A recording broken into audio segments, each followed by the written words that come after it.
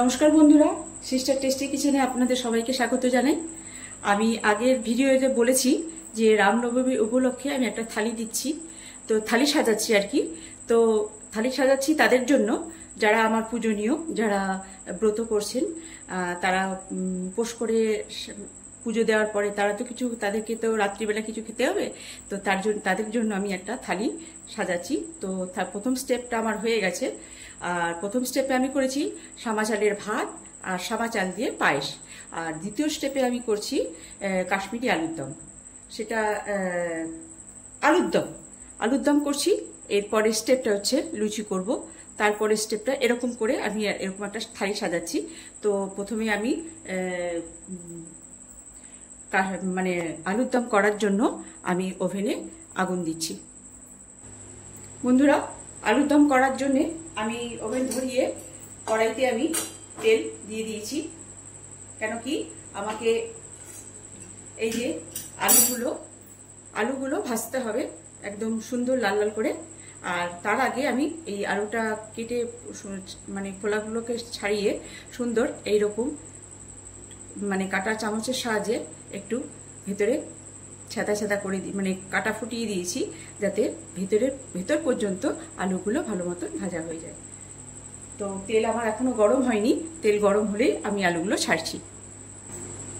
বন্ধুরা, এই যে এর ভেতরটা যাতে আলুগুলো ভেতরটাও যাতে সুন্দর কুক হয়ে যায়, এই জন্যই আমি কাটা চামচ দিয়ে ফুটো ফুটো করে নিয়েছি। তো আমার তেল পুরোপুরি গরম হয়ে গেছে, এবার আলুগুলোকে ছেড়ে দিচ্ছি ভাজার জন্য।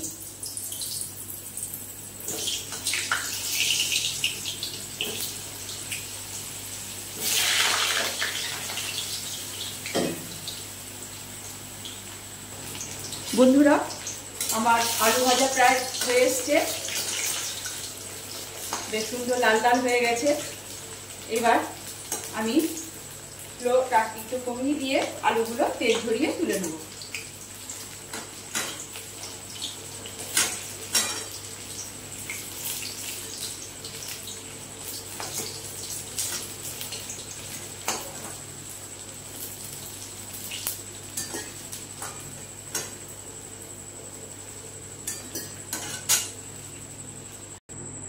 বন্ধুরা, আমার তেলটা এখন গরম আছে, তো এর মধ্যে ফোড়ন দেব শাহজিরে। এই যে শাহজিরে এই জন্য ফোড়ন দিচ্ছি যে রেগুলার জিরের থেকে শাহজিরের টেস্টটা খুব সুন্দর আসে।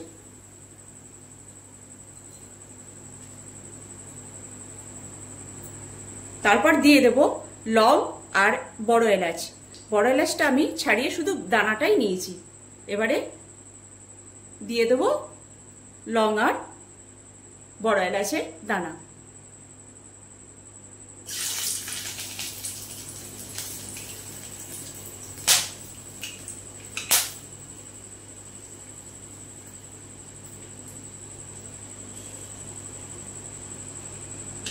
এবার ফ্লোটাকে একদম আস্তে করে নিয়ে আমি এর মধ্যে করে রেখেছি দই, ফেটিয়ে রেখেছি, দই দিয়েছি, তার মধ্যে মৌরির পাউডার দিয়েছি, আদার পাউডার দিয়েছি, কাশ্মীরি লঙ্কার গুঁড়ো দিয়েছি, আর সন্দক লবণ দিয়ে রেখেছি।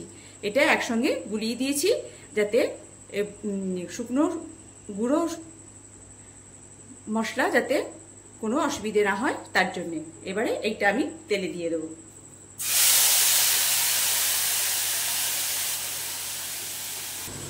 বন্ধুরা, আমি মশলাটা ততক্ষণ পর্যন্ত ভাজতে থাকবো যতক্ষণ না পর্যন্ত এই মশলাটা থেকে তেল ছেড়ে দেয়।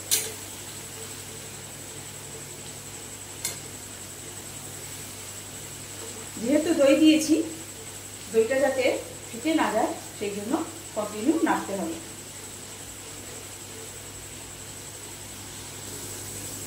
বন্ধুরা, জানেন তো, যতক্ষণ না মশলাটা সঠিকভাবে ভাজা হচ্ছে ততক্ষণ মশলাটা যত সুন্দর ভাজা হবে মানে কষানো হবে, তার তরকারিটাও তত সুন্দর খেতে টেস্টফুল হবে। তো আমার মশলাটা প্রায় তেল ছাড়ছে, এই যে তেল ছেড়ে দিচ্ছে। তো আরেকটু কম কষাতে হবে যাতে রংটা সুন্দর আসে। বন্ধুরা, এবারে ভেজে রাখা আলুটা দিয়ে দেবো।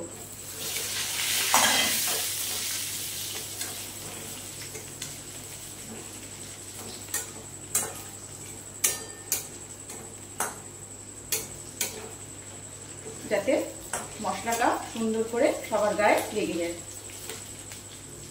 এবার দিয়ে দেবো জল।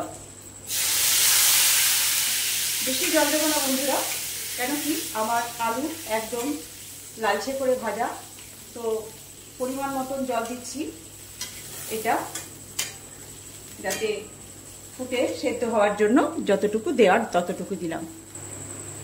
বন্ধুরা এটা ব্যালেন্সটা ঠিক রাখার জন্য আমি স্বাদের জন্য একটু দিয়ে দিচ্ছি চিনি।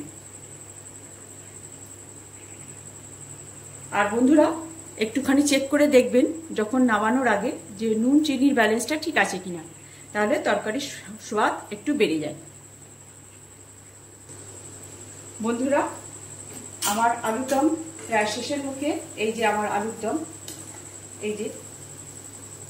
তো এবারে গ্যাস করব অফ, আর থালির জন্য এটা মানে সাজানোর জন্য রেডি হচ্ছে।